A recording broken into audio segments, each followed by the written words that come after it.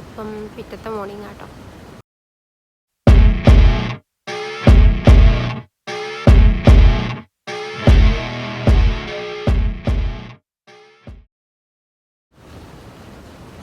ഒരു 10:30 കഴിഞ്ഞിട്ടോ. ഞങ്ങൾ ഫ്രഷായി, പിന്നെ ബ്രേക്ക്ഫാസ്റ്റൊക്കെ കഴിഞ്ഞ് നൂൽപുട്ടും പിന്നെന്താണ് പൊറോട്ടയായിരുന്നു. അവരിത് അവിടെ സ്വിമ്മിംഗ് പൂളിൽ ചാടിക്കൊണ്ടിരിക്കുന്നുണ്ട്. കാഴ്ച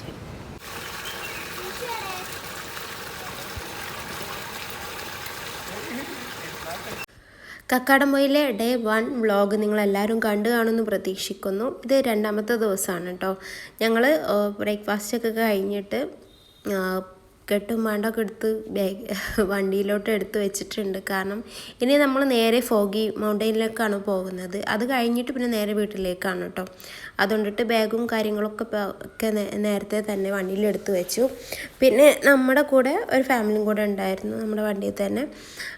അവരുടെ ഒരു പ്രൈവസി മാനിച്ച് ഞാൻ കാണിക്കാത്തതാണ് കേട്ടോ. പിന്നെ നേരെ നമ്മളിപ്പോൾ ഫോഗിയിലേക്കാണ് പോകുന്നത്.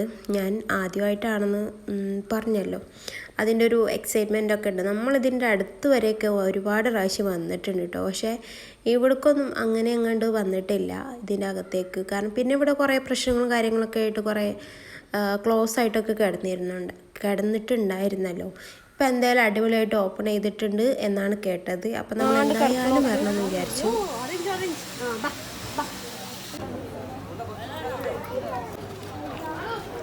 ഇവിടെ വെച്ചിട്ട് നമ്മുടെ നാട്ടിലെ കുറച്ച് പേരെയൊക്കെ കണ്ടിട്ടുണ്ടായിരുന്നു, പരിചയത്തിലുള്ളവരെയൊക്കെ തന്നെ.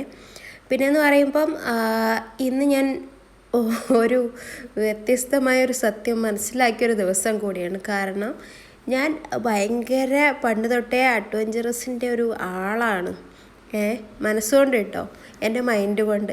പക്ഷേ അതുപോലെയുള്ള കാര്യങ്ങളൊന്നും ഞാൻ ചെയ്തിട്ടുണ്ടായിരുന്നില്ല. പക്ഷേ ഇന്ന് ഞാൻ പരീക്ഷിക്കാമെന്ന് വിചാരിച്ച് അപ്പോഴാണ് എനിക്ക് മനസ്സിലായത് ഇത് എന്നെക്കൊണ്ട് പറ്റുന്ന പരിപാടിയല്ലാന്ന്. കണ്ടു നോക്കി നിങ്ങൾക്കപ്പോൾ മനസ്സിലാകും എന്താണ് സംഭവിച്ചതെന്നുള്ള കാര്യം.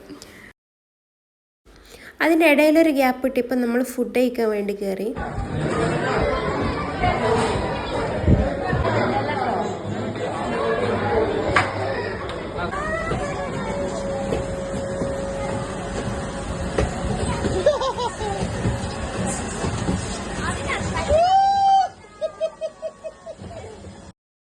കുട്ടികൾക്ക് മാത്രമല്ല കേട്ടോ, നമുക്ക് വലിയവർക്കും ഇഷ്ടപ്പെടുന്ന രീതിയിലുള്ള അത്രയും അടിപൊളിയായിട്ട് ഗ്രാൻഡായിട്ട് തന്നെ കാര്യങ്ങളൊക്കെ അടിപൊളിയായിട്ട് തന്നെ ഉണ്ട്.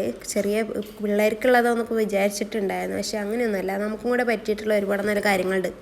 ഇനിയാണ് അങ്ങോട്ട് അംഗം കേട്ടോ. വലിയ കോളിൽ വലിച്ചു കയറ്റി കേട്ടോ പോകാൻ നിൽക്കുകയാണ്. ഇനി എന്താ സംഭവിച്ചതെന്ന് നോക്കാം. പോയിക്കോ,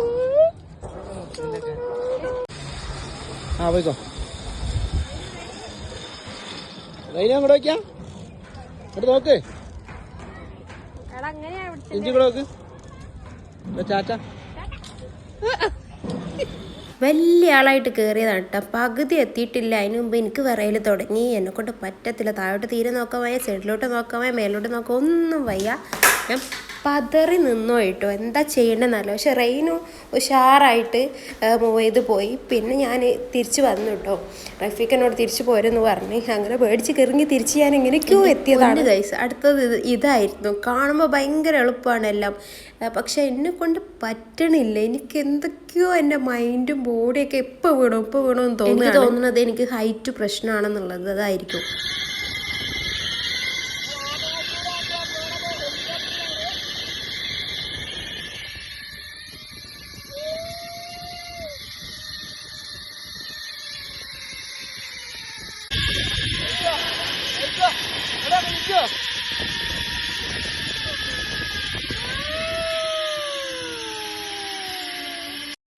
അങ്ങനെ പേടിച്ച് കിറങ്ങിയതാണ്ട് തിരിച്ചു പോരുകയാണ് ഞങ്ങൾ.